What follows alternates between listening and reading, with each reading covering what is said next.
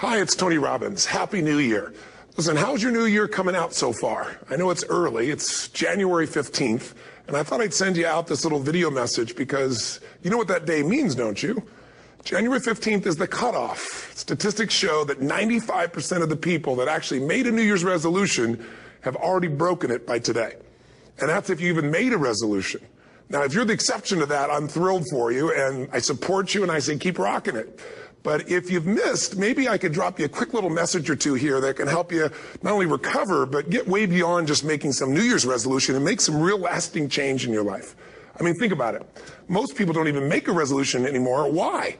Because they've made them from years and years and years, and they know they're not going to follow through. So after a while, who wants to disappoint yourself? Who wants to be upset with yourself? Why even bother to set a new standard for this year? You know it's going to be the same as last year. If you're the kind of person watching this right now and you've actually opened this email and you haven't shut me off already, then obviously that's not you. So the question is, what is it that makes us even want to make a resolution? I mean, it's an interesting question. Why is it at the beginning of the year we have this tradition? But it goes beyond tradition. It's something inside of us that makes us want to make things better. And I think part of it is the calendar gives us this idea that we can have a fresh start, that we can start from fresh and have this great victory. And it's really, the calendar itself is quite arbitrary. It's wonderful to use it, but if you didn't use it effectively, let's use the calendar to serve you today. Let's just see, what does it really take to make this thing happen? Because there's no denying that inside of you, the only thing that's going to make you happy in the year ahead and the decades ahead is going to be having you have an experience where on a regular basis, you feel like your life is making progress. If there's one thing I teach, and I want to remind you of it, it's really simple. Getting things is not going to make you happy. That's good news in a tough economy. It's a good reminder. It doesn't matter what you get. Doesn't matter whether it be money or opportunity. All those things might excite you for the moment. Even a relationship, as magnificent it may be, might be exciting for a while. But if you don't keep growing, that relationship isn't going to stay exciting. So the secret to real happiness is progress. Progress equals happiness. And if we can make progress on a regular basis, we feel alive. And that's why at the beginning of the year, we get this thing like, okay, I can have this fresh start. I could really do what my soul desires. I could expand. I could grow. I could improve. I could change. Or maybe better than change, I could progress. See, think about that. Progress is an aliveness to it, doesn't it? You don't have to work at changing. People say all the time now, well, I'm working on changing. Don't worry about it. You don't have to work on changing. Change is automatic. Your body's going to change whether you want it or not as the years go by. And no matter how hard you work, there's going to be some changes going on there. The economy is going to change no matter what you want it to do. The weather is going to change. Relationships are going to change. Everything in life is always changing. We don't have to work on change. Change is automatic, but progress is not. So if you want to make real progress, then you really got to look at your life in a different way. You got to say, I got to take control of this process and not just hope it's going to work out like people do who make a resolution. Because really, isn't that what they're really doing at the beginning of the year? They're saying, well, here's my resolutions for the year, and they really basically tell you their wishes. It's their wish list. It's what they hope it all comes together. And then they call it a resolution, but they don't know what a resolution is. When you resolve something, to have a resolution is to resolve it. When you've resolved, this is how it's going to be. That's when you cut off any possibility except the thing you've committed to. It's like the old adage, if you want to take the island, you burn the boats. Because when you burn those boats, there's no going back. You're going to find a way to make things work. And most people, they're stating what they hope will come together.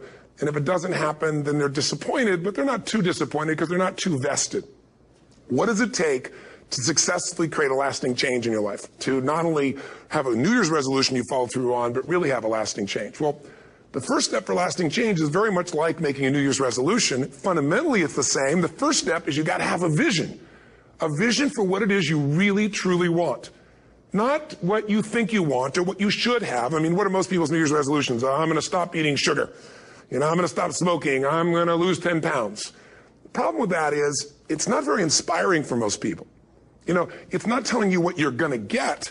It's only what you're not going to do. And it's kind of hard to have you move forward with that. A vision is about what you're here to create. A vision that really works is one that excites you. If you say, well, my resolution, my goal, my outcome for this month, this week, this year is to lose X number of pounds, that's okay, but it's not very compelling. It has to be a compelling vision. It's got to have something that has the power to pull you, not something you have to push yourself to do. Those are two different kinds of motivation. Push requires willpower, and willpower never lasts. What will last is pull.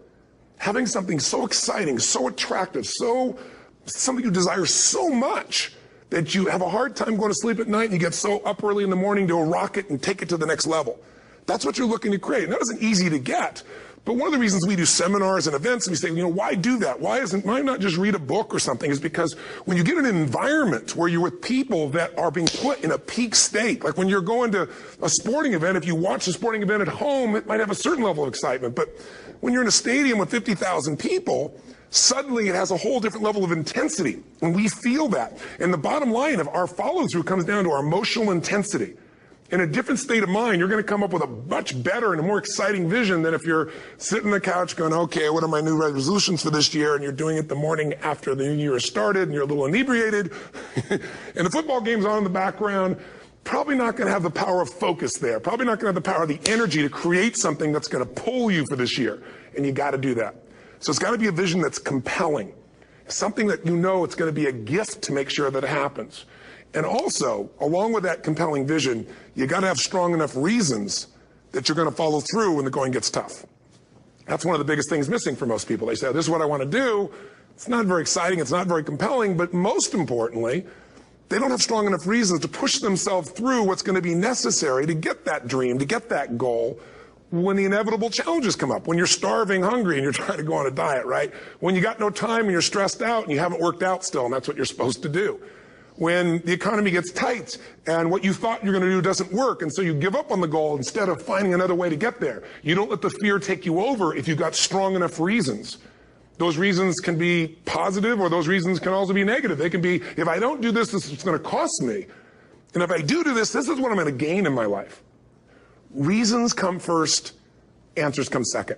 If you get a compelling vision and you got strong enough reasons that will push you through the tough times, you're going to do things other people don't do. Instead of collapsing, even if you get off target, you won't go, oh, I blew it. You'll get right back on target, make the change, make things happen. And I know you've done this in many areas of your life. Just think about it again. I'm not teaching you something really new here today.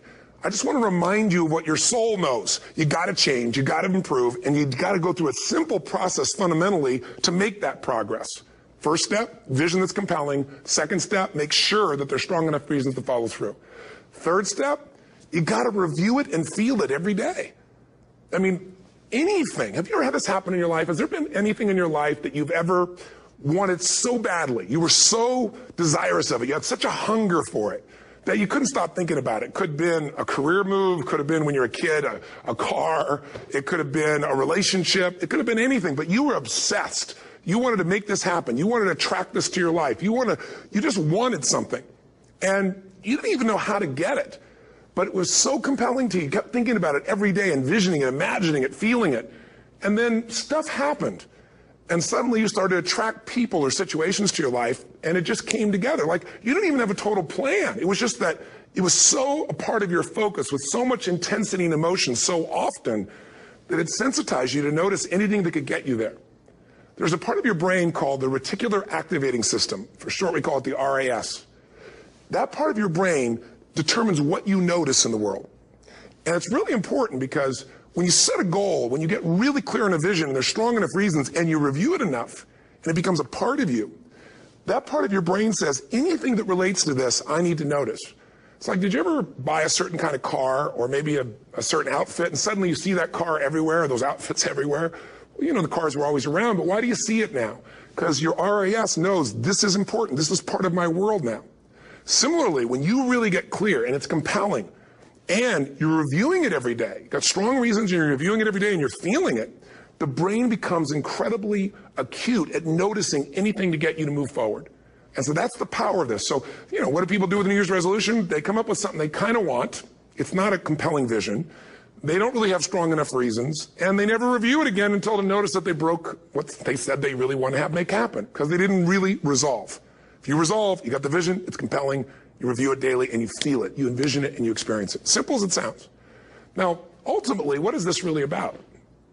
Ultimately, if you're going to have lasting change in anything, you're really talking about just raising your standards.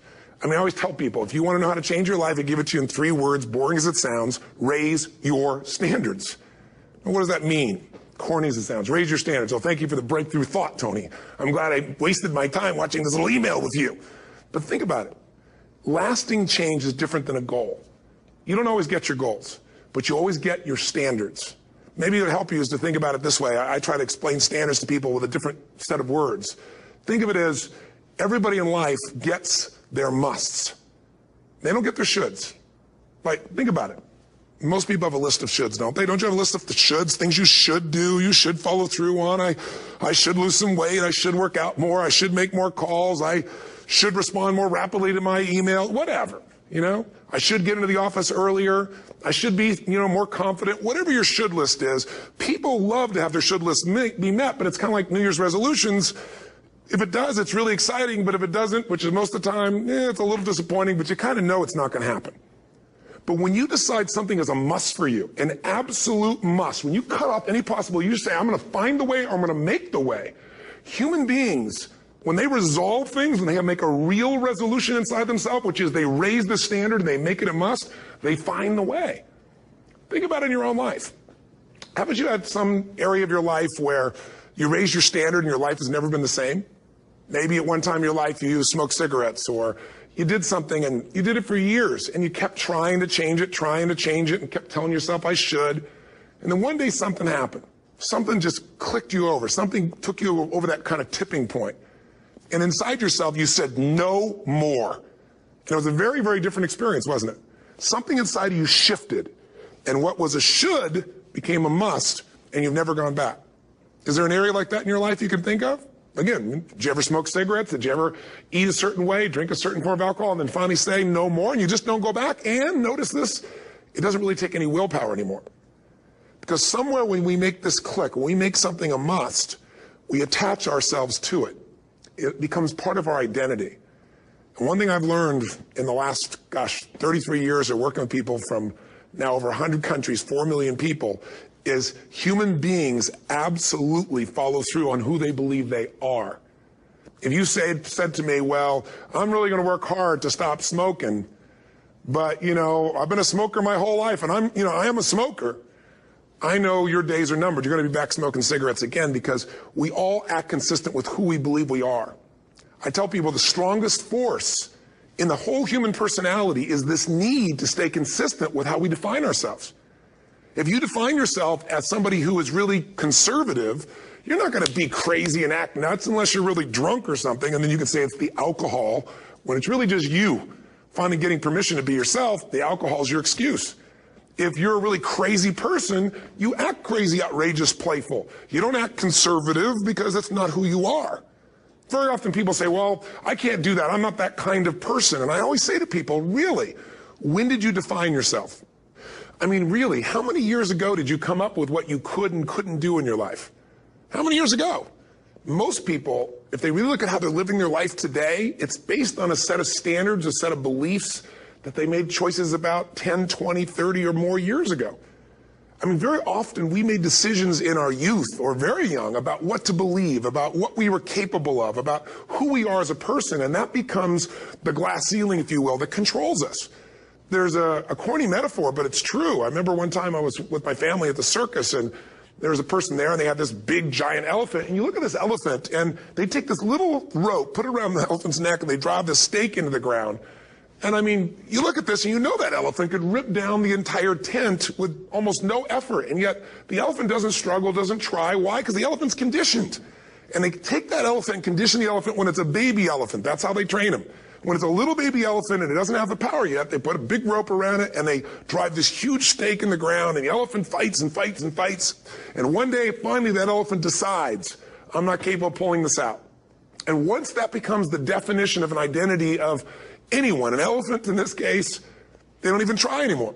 It's just who I am, that's how it is, that's just the way it is in my life. I'd like to ask you to take a look at any place you've got a limitation and ask yourself, when did I decide to accept that limitation? And you may not even see it as a limitation. You might see it as just that's who I am. But so often in our lives, we've adapted to be a certain way so that we don't fail or so that people will like us or respect us, but it's not necessarily who we are. Joy comes when you're spontaneous. It's really hard to be truly happy when you're not being yourself.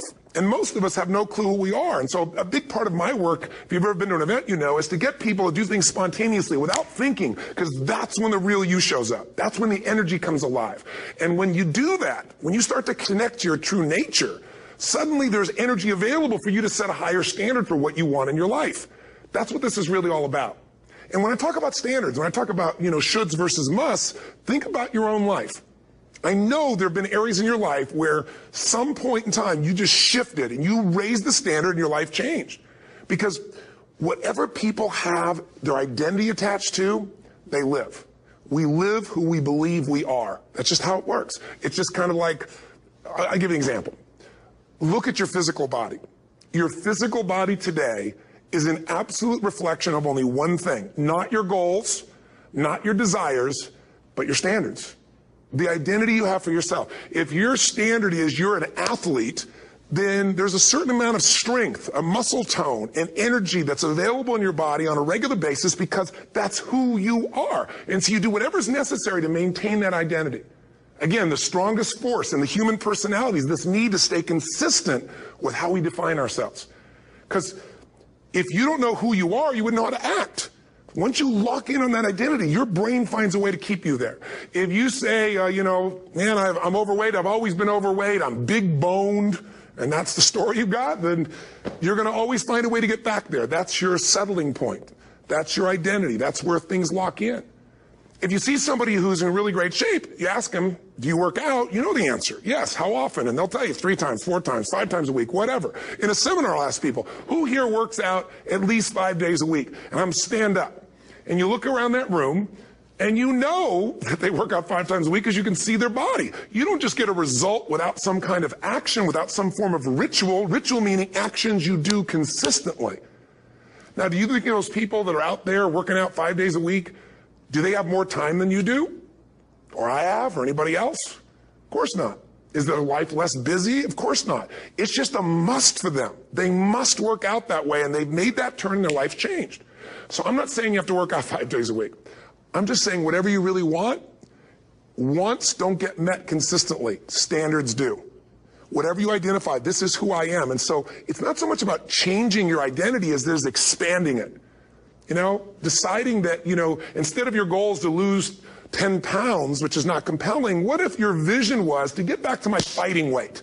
You know, this year, this month, this next 90 days, I'm going to transform my body. I'm going to take on a new challenge. I'm going to find some technique or strategy, there's a million of them, that can reframe myself where I want to feel younger, stronger, more vibrant than ever before. Here's my reasons. Because I want the energy to really make my life work. Because it's tough out there, and I want to be stronger than I've ever been before. I want to go in front of the mirror, and if I'm naked, not, you know, want to laugh. I want to look there and take a good look and go, yeah, I'm proud of whatever I see there. Whatever it takes, something's going to make you laugh, smile, something that's going to tease yourself, but something's going to move you to another level. If you identify yourself in a new way and you own that every day, and that becomes the standard of how you live, you'll find the way to make that standard real. Money's the same way. Think about it. It doesn't matter what's happening, quote unquote, in the marketplace. People that make money find a way to make money no matter what, don't they? I mean, most people's standard is to pay their bills. So that's what most people find a way to do, even when economic times get tough. Most people, if that's their absolute standard, they find a way. Some people's standard is pay their bills most of the time. And so most of the time they do. Some people's standard is not just to pay their bills, but to take care of their family and maybe even some of their friends. And they find a way. In fact, you know, some people may be in a family where they don't have enough money. They barely have money to pay their bills. They work their guts out. And then somebody, their mother, their father, somebody else, their sister gets ill, and there's not enough money to take care of it. Nobody else has money in the family. They don't either, but they find a way to get that money to take care of their mother or father, don't they? And pay their bills. They never could do it before. Why? The situation made them raise their own standard. And not everybody does that. Somebody else in the family might have money and still not take care of their mother. It all comes down to the inner game, my friends. Changing your life is a change in the inner game. The outside world you can't control, but you have absolute control over this one if you learn the dynamics of what shapes you. And identity is one of those simple, clear, fundamental basics that if you start to shift it, everything else will shift in your life as well. Some people, by the way, have to have more than enough money to do what they want, when they want, where they want, with whomever they want, contribute the way they want. And if that's their must, they find a way. I know that sounds overly simplistic, but it's true. Somebody once said you could take all the money in the world out of the hands of everybody, out of all the wealthy people in the world who are really successful, give it to other people. It wouldn't take too long. Those people would have it back in their hands. It's not because they're manipulative. It's because they have a standard. Some are manipulative, don't get me wrong, but they've got a standard of what they're going to find a way to make happen. I'm just simply saying to you, take those 3 magic words and live them. Raise your standard. And if you really want to do it, then I'll tell you the most important secret. Have you ever done this? Have you ever told yourself you're raising your standard? Okay, I'm going to go make this happen. I'm going to go make this much money. I'm going to transform my kids. I'm going to create the ultimate relationship in my life. I'm going to transform my body, whatever it is. And then you don't have strong enough reasons and you don't use it. You don't follow through. It's because you didn't back up your standards with what makes those standards real, and that's rituals. Rituals are where the power is. Whenever we do our Robbins results coaching, we say Robbins equals results, the way we get results with people, it's the same way if you listen to my Ultimate Edge program, or back in the old days, Personal Power, or if you went to one of my seminars. You know what I do is I take these huge challenges you got and we break them down into little bite-sized steps. Little things you do each day that after you do them, you get so much momentum that it's easy to succeed. You're not overwhelmed. You have these victory day after day after day on little things. If you went to Ultimate Edge, I'm sure you learned about the hour of power, or the 15 minutes to be able to be fulfilled, or 30 minutes to thrive, where you literally just condition your body and emotion with a couple little rituals. So it doesn't matter what's going on in your world. You feel that strength, and it's not fake. It's not some pump up. It's coming from inside you, and it works. Rituals define us. See, all the results in your life are coming from your rituals. They start with a standard and then have rituals that follow it up. Like, for example, if you are where you want to be physically, you have very different rituals than if you're not where you want to be physically. If you're overweight, you and I both know you got a different ritual than if you're physically fit. Completely different. You get up in the morning, what's the first thing you do if you're fit? Your shoes are there, you roll over. Doesn't matter how you feel, you put on your shoes, you lace them, you start walking, or whatever that ritual is. If you're overweight, you roll over and you have a very different ritual. You might roll over several times to turn the alarm clock off. You go in and get your mocha, smocha, whatever, special coffee. You stop by at Starbucks, or whatever the case may be. You have your nice sugar muffin. It's supposed to be really nice for you. Whatever you do, it's a different ritual. If you have a great, passionate relationship, you have very different rituals in how you come home than if you have a lousy relationship. When you come home and the first thing you do is you're tweeting somebody, or you're emailing, or flipping on the news, or you don't even come home. What are the rituals? Whenever I study people that are successful, what I look for is what's the standard they hold themselves to, and then what are all those little rituals that add up? Because think about it. Success and failure are not giant events. They don't just show up. You don't just suddenly become successful or suddenly have this cataclysmic event that makes you fail. It may look that way, but failure comes from all the little things. It's failure to make the call. It's failure to check the books. It's failure to say, I'm sorry. It's failure to push yourself to do things physically that you don't want to do. And all those little failures day after day come together until one day some cataclysmic event happens and you blame that. That event happened because you missed all the little stuff. Do you agree with me? And success, by the way, is not some overnight event. It's all these little things. Success is having a vision. Success is making it compelling. Success is really seeing it and feeling it every day with strong enough reasons. Success is feeling the sense that I'm here to grow and I'm here to give something to the world more than just myself. Success is caring about other people. Success is calling and saying, I love you in the middle of the day for no damn reason. Or sending a note. That'll change your relationship. Have a ritual of something funny, playful, or a surprise you do. How many relationships are dead today because they have no surprise rituals anymore? You need to have some rituals, some cool things you do that nobody else does that gives you a better life than anybody else has. All the little stuff. That's where success comes from. In business, it comes from delivering more than anybody could imagine. All those little things add up. People go, wow, that's who I want to do business with. It's true in any area of your life. So if you look at somebody who's really successful and you think, wow, they're so amazing, they're such a genius, you got to dig underneath and you got to remember something. People are rewarded in public for what they've practiced for years in private. Myself and my business people say, how do you get up and speak and you have no notes and you go for 3 days and nights and the room is like everybody's wired and it's incredible. It's like a rock concert. How do you do that? How do you have that confidence? Oh, it's not confidence, it's experience now. But I did so much behind the scenes and I still do to make things right. How many people would know that since the time I was 17 years old, before I walk out on stage, still do to this day, wouldn't need to do it, but I still do it, I never walk out there without being in an absolute peak state of mind. You know, there are days my back is hurting, my throat is hurting, or I may have had a challenge, or my father passed away, and I've still got to deliver for these people because my standard is give my all every time. Every event has to be better.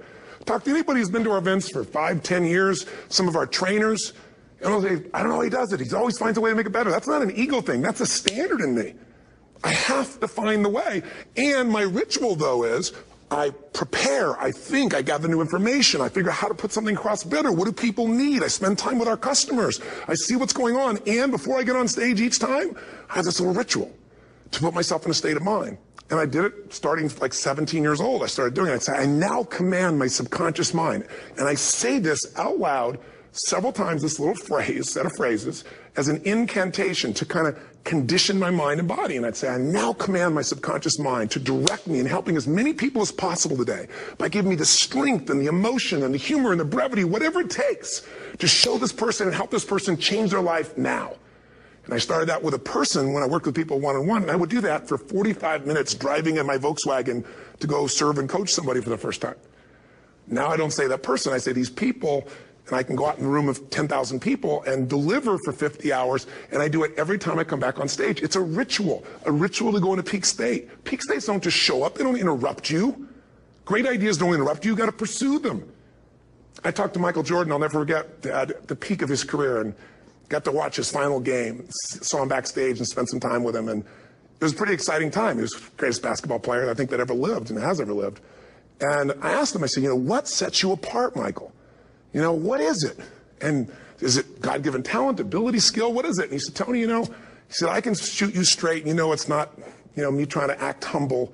He goes, I have a lot of talent, a lot of God-given talent, a lot of skill. I've worked really hard. But he said, really, it's my standards. He said, every day I demand more from myself than anybody else could humanly expect. I'm not competing with somebody else. I'm competing with what I'm capable of. Magic formula. Because most of us lower our standards. Why? Because who you spend time with, my friends, is who you become. One of the biggest reasons I started going to seminars when I was like 17 is I had nobody around me as a great role model. I could read about somebody, but being around people, being in that environment was very different. Finding a way to go to work with someone who lived that standard of life was very different. You get around people with low standards and you compete with it. You don't need to compete with it. It's like, okay. Remember Jerry Springer? I don't know if he's still in the air, but I remember he used to get people on the show, and I thought, where would he find these people? And why would people watch? I'll tell you why they watch. They watch these people and go, my life's still pretty darn good compared to that person. Look at them. You don't have to change your life. All you have to do is find somebody with a lower standard, and you'll feel good about yourself. But if you feel that good feeling, it's an illusion. The only thing that's going to make you happy, my friend, and this year or any other, is to step up. It's to raise the standard. It's to discover what you're capable of and feel that incredible power of pushing through whatever's holding you back and get to the other side of more of your true self. That's what this game's all about. And look at the best of the world in anything. Tiger Woods, what's his vision? To win golf tournaments? No, to be the best that ever lived. That's his goal. That's his vision. But here's what's interesting. He backs it up with rituals. If you just have a vision and you don't have the rituals, stop lying to yourself. His rituals are, he started doing things nobody did before. He went and started lifting weights. Golfers lifting weights? No way. He went out and he changed his swing when he was the best in the world because he realized in order to be the best that ever lived, he was going to have to change his swing. If you know anything about golf, you don't change your swing when you're the best. And he went and retrained himself because he has different rituals than other golfers. Now many people are modeling his rituals to get better. It's amazing. You look at somebody like Michael Phelps, the 2008 swimmer, won 7, only 2 people, I think, in history, if I remember correctly, that have gotten 7 gold medals in one session. And here's a guy, he's got number 6 under his belt, and he's exhausted, and he's going in for that final swim. I'm sure you remember. And how does the guy win? By 1/100th of a second. Do you think that was some massive skill that got him over the top? Or was it a standard that says, this is who I am. I am the champion. And no one is taking this from me. And somehow in those final milliseconds, 100th of a second, he pushed himself just beyond his competitor.